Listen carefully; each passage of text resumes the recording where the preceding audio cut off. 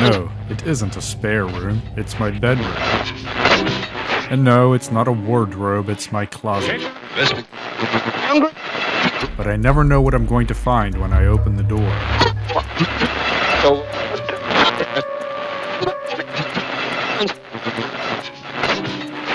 Follow me and we'll explore mystic lands together.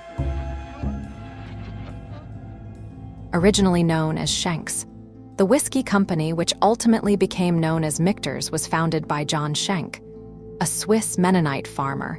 In its earliest days, Schenck's produced whiskey from rye grain, a favorite local crop in the Pennsylvania Blue Mountain Valley where the distillery was located.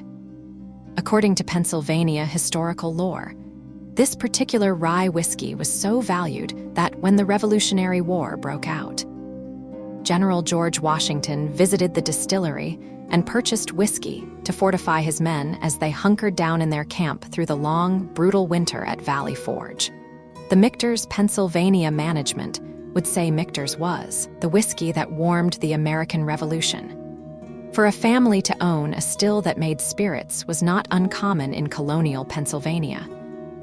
Drinking was baked into the Mennonite culture, and any excess crops were distilled primarily for personal consumption rather than being sold at market. Whiskey in those days didn't look or taste much like how we experience it today. It was often drunk with a good deal of water added to it, making it around 25 proof for meals. Wine was not widely available in the Pennsylvania area, but alcohol of some kind was still popular to serve at the dinner table.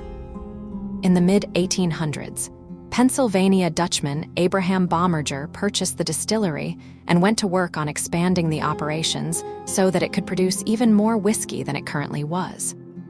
During his ownership, the distillery grew from a sort of agricultural model of a distillery to a legitimate commercial distillery.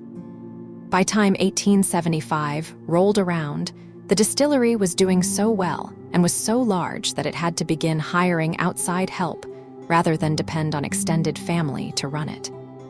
The passage of Prohibition in 1919 forced the distillery, along with other American spirits producers, to shut its doors to the public.